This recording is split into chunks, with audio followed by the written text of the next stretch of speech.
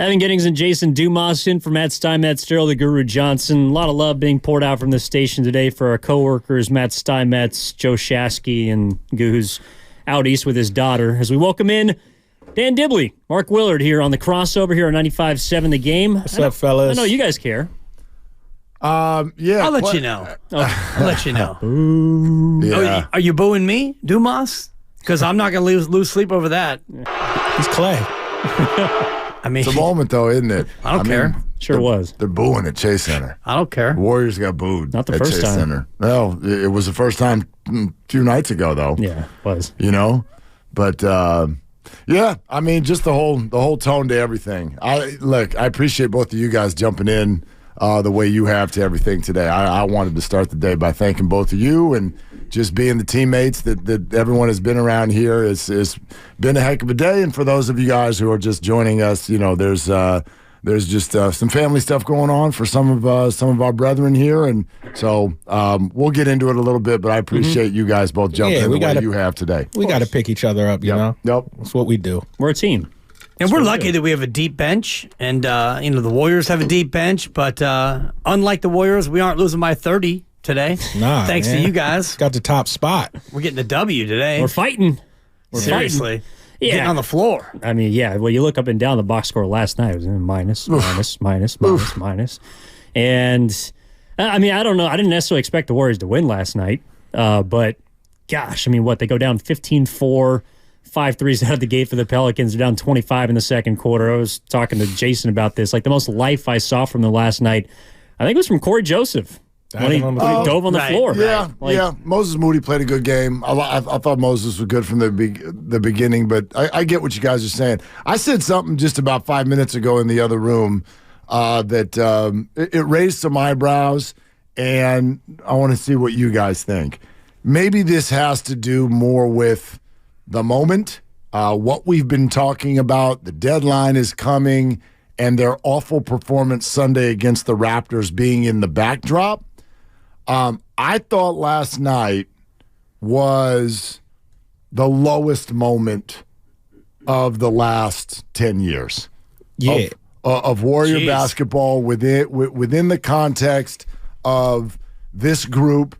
When we've had moments like this before, you had reasonable things to say as to why. Like when I first said that in the other room, Gabe, one of our guys on our sales staff goes, "What about 4 years ago?" Well, what about 4 years ago? They're 15 and 50. They're all hurt. Right. They're like you could look at this and go, "Here's why."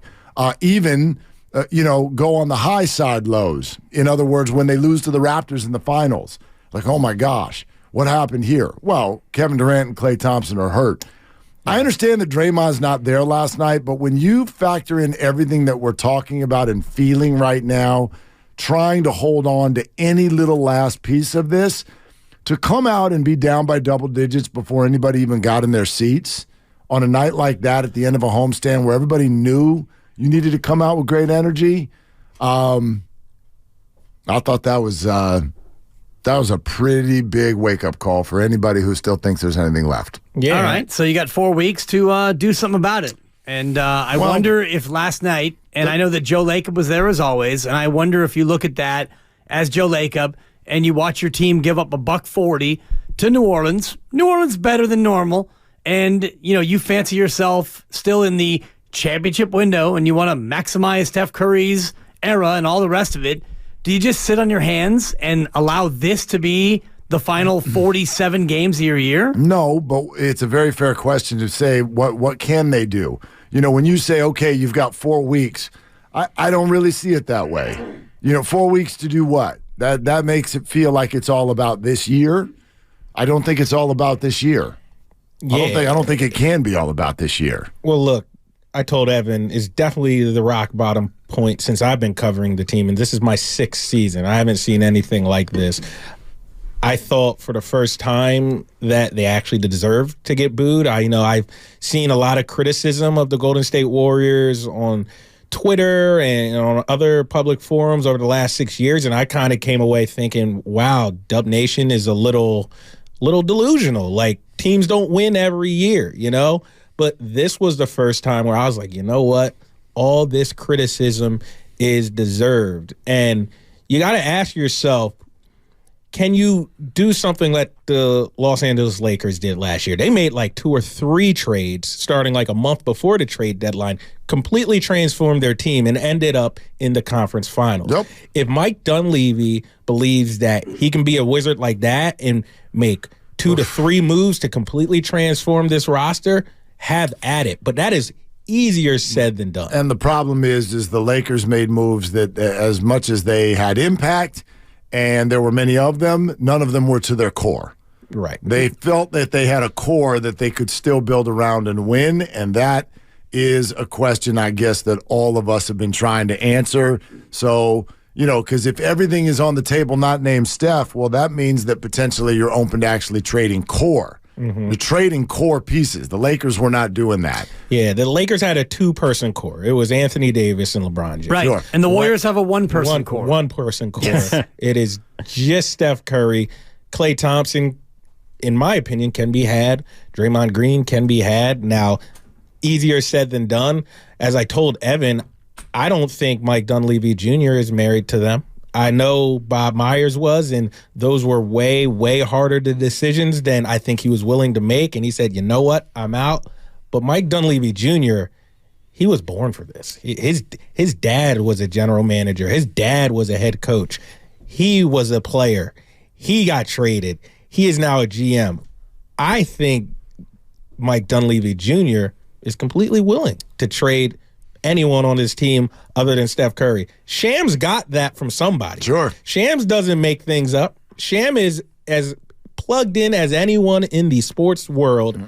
He got that directly from someone within the Warriors organization that anyone can be had. Well, and where I arrived last night, and maybe I'm one of the last ones there because I am a little bit of a sentimental guy, I still hope that Klay Thompson and Draymond Green stay Warriors. Mm-hmm. I can't argue with them, though, if they don't. Right. I can't. I can't. I got nothing left in that argument. I think Mike Dunleavy Jr. wouldn't take the job if he didn't have to potentially make these choices. He's smart enough to know that there might be a day in which you got to move off of someone that you don't want to. Well, he's equipped to make those choices because he's an extended member of the family from prior to Myers leaving.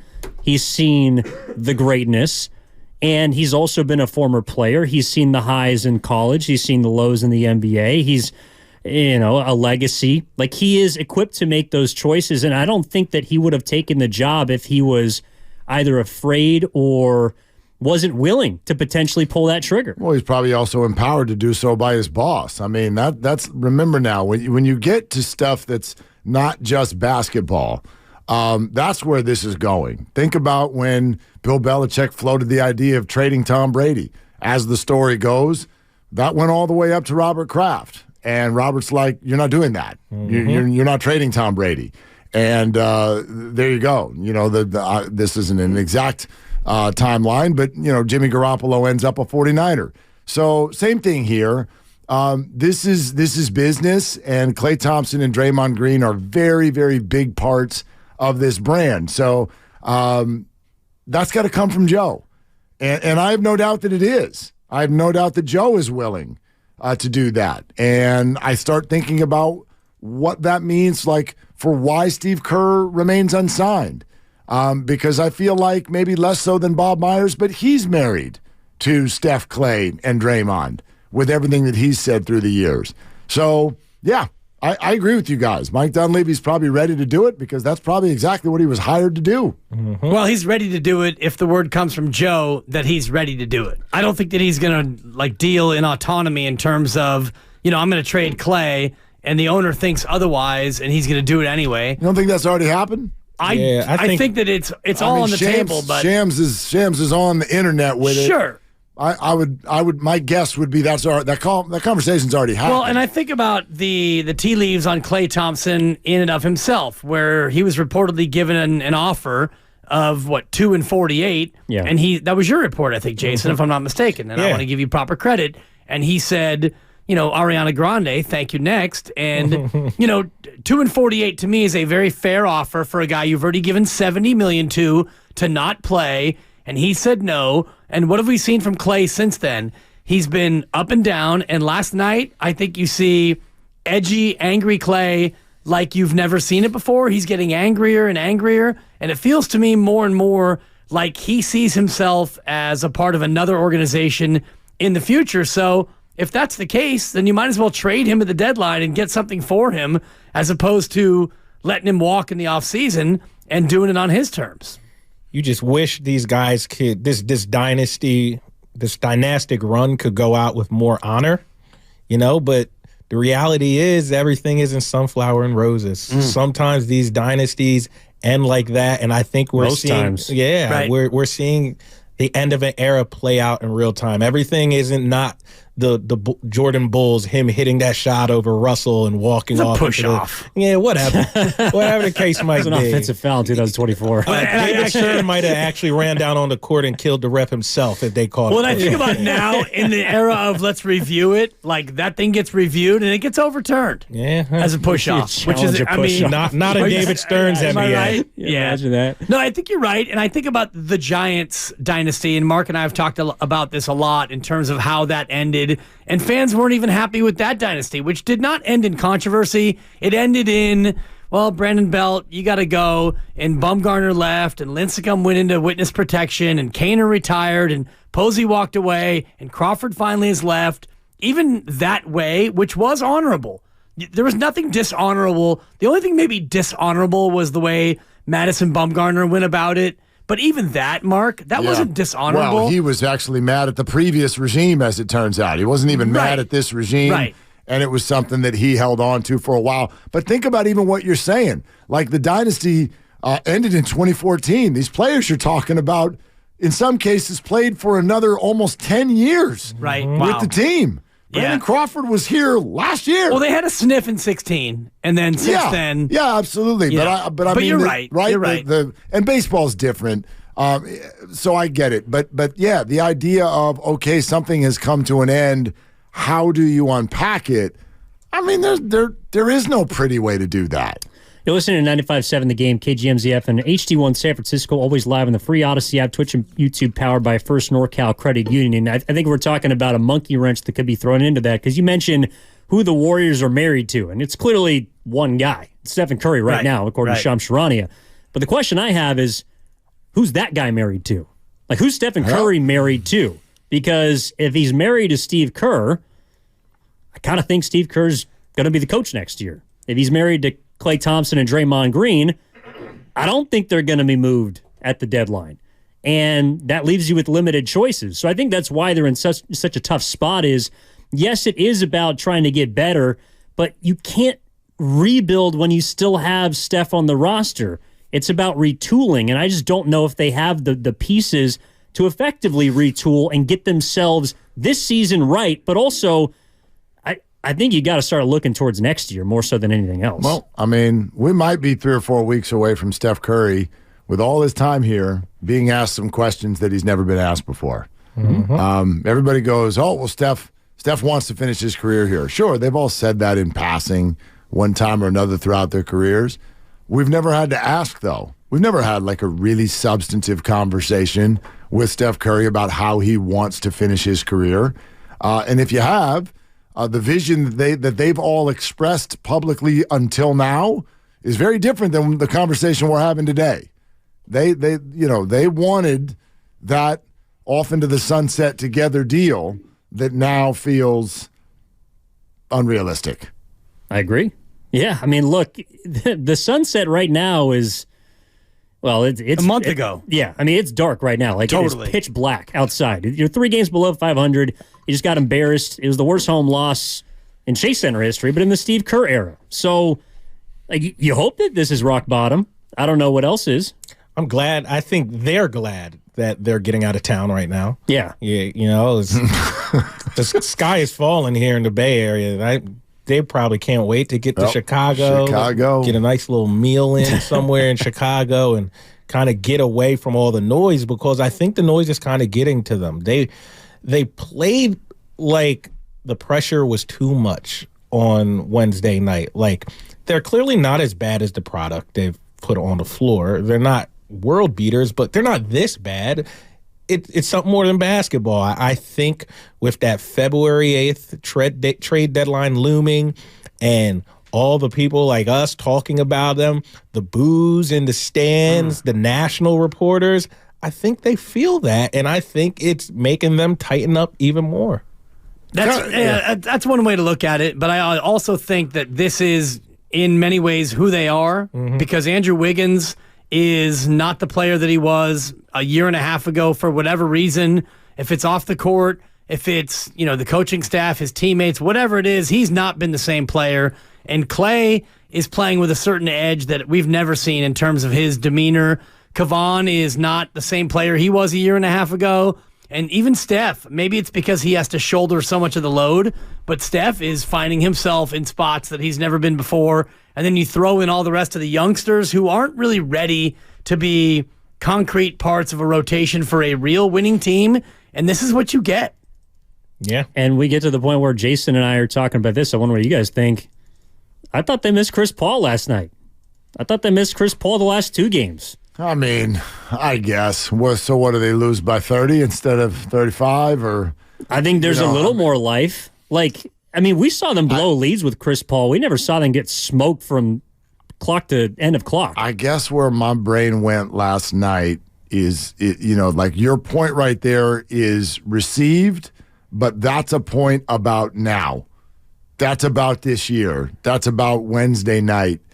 And my brain went to a much, much sort of more bird's eye view of this whole thing. When you see back-to-back performances like that, and whatever, the way people are answering questions, and 2 games in a row where you're being booed in your home building, a dynasty being booed in its own building, the questions for me go way, way higher in the air than what would it be like if Chris Paul, Draymond, and GP2 had played in this game? This felt like some sort of an inevitable crack in the foundation of the whole thing got exposed for all to see. And I know a lot of you have been saying this for a long time, and one of these days you were going to be right. People have been yelling that this thing's over for 4 years. And one of these days they were going to be right. And for me, last night was that night. So now it's over? Well, I think if it's over, last night to me was not the point that it's right. They're done. Well, you could always look to. Well, there's a lot of breadcrumbs. Sure.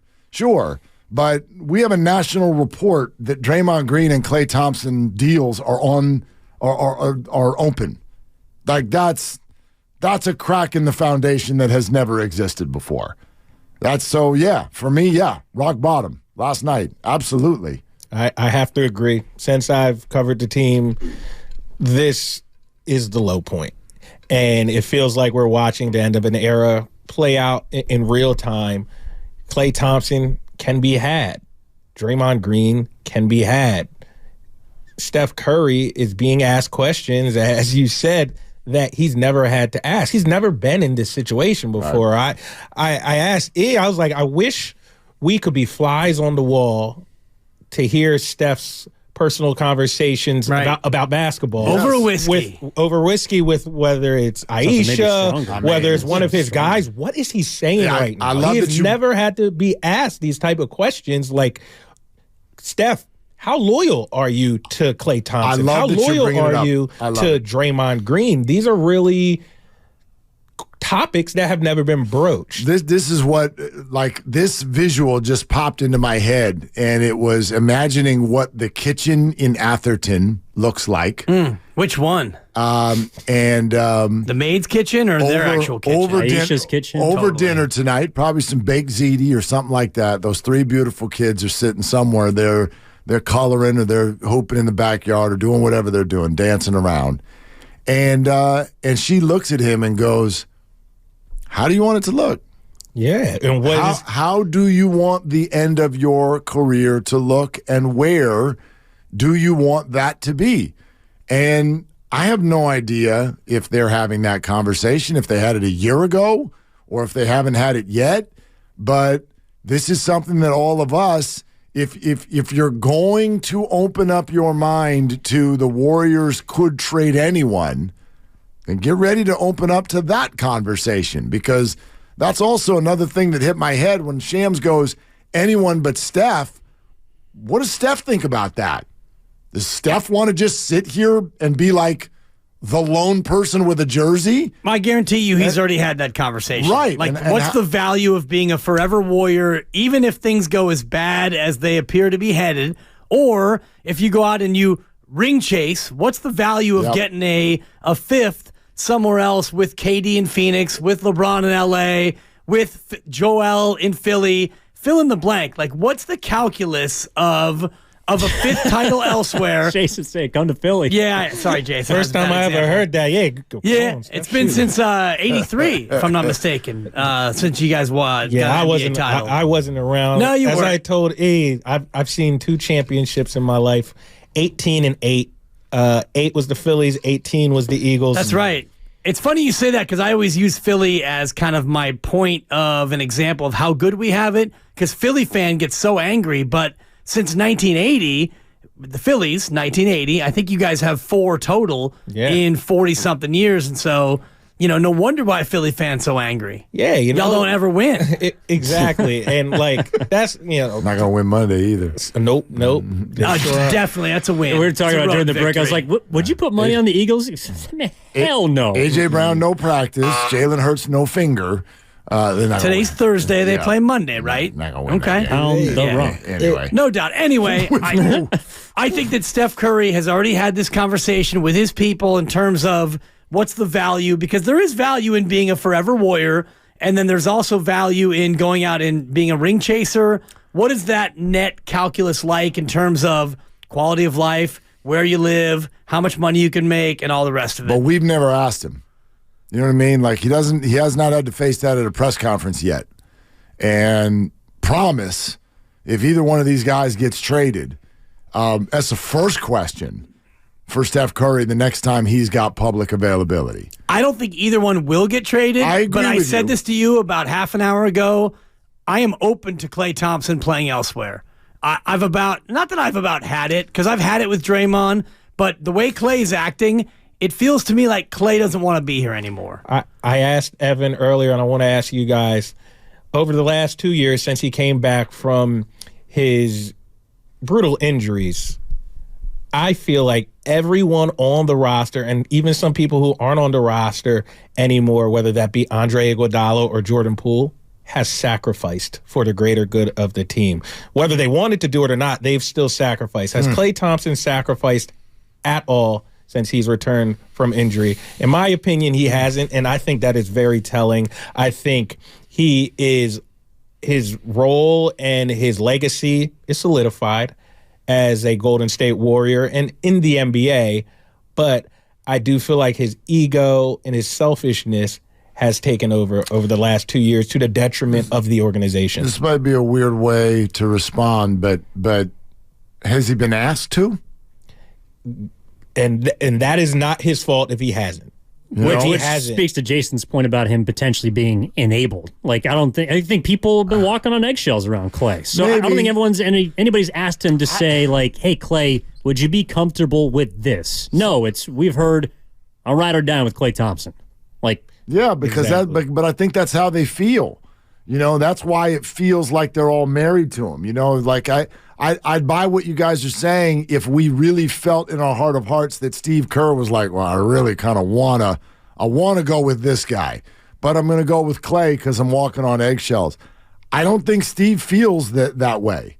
I think Steve has been directly clear the whole time that he said to us after the loss against the Lakers last year, he told us there is a lot of basketball left in this big three, a ton. And so I think that's what he wants to do. He wants to continue to show deference to those guys. So that's why I asked that way. I don't know if he's been asked to. It'd be a different story to me if they had said, hey, come off the bench or sacrifice minutes or stop shot hunting so much. And they did that last year. They asked him to stop shot hunting. No. they had that meeting where they all sat down with him and said, you need to take better shots and not hunt so many shots. So, and he did. Yep. And he did. Yeah. And I look at the way he is now, the way he's playing, and it's not that he's not playing hard. He's just not as good. And they're all not as good. And when you don't play as well as you used to and you don't win like you used to, you start to get a little bit edgy. And you turn down a contract extension that you feel like wasn't up to where you think that it should have been.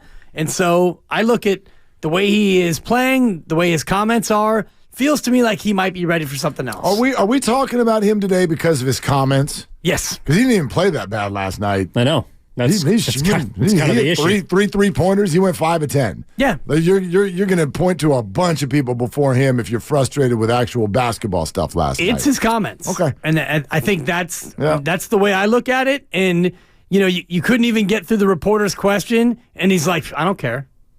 I don't care under his breath. Well, am I supposed to lose sleep over that? No, Clay, and you're not supposed to lose sleep over it, and it doesn't matter if you care or not, but it is kind of your job to, in that moment, placate a fan base that's not happy with you, because these are your paying customers. Yeah, and he's done that a bunch. Whether it's to the media, right, or to the Suns bench. It's like he's a restaurateur, and I sent the meal back and said, this is not to my liking, and he sent it back and said, well, too bad. Eat it or don't. He has been very, very frustrated, quite frankly, since he got healthy. He feels to me like we've talked about this, like that we did that whole show where I'm like, why are you so angry? Right. Why are you so angry? And what he shared that the other night about the conversation he had with Steve Kerr, where it's like you could tell what Steve was telling him. Dude, where's your gratitude? Where's your gratitude that you've had this career, that you have $200 million, that these people wear your jersey and they love you? We all get it, dude. Your legs betrayed you, and it sucks. It sucks like nothing else. If you're a professional athlete, you know what I mean? Be like you and I getting laryngitis and having it never come back. Dick Vitale. Brutal. Absolutely brutal, dude. But you can't take that out on everyone and everything around you repeatedly. You can have frustrated moments. Clay feels like he's had too many. Well, and that's why I can't wait to hear your guys' conversation coming up until 6 o'clock. Jason Dumas and Evan Giddings in for Matt Steinmetz and Gerald the Gruber Johnson. Before we go, just want to say, Steiny, Shasky, we love you. We're rooting for you. We'll see you soon. Appreciate you. Willard and Dibs coming up next on 95.7 The Game.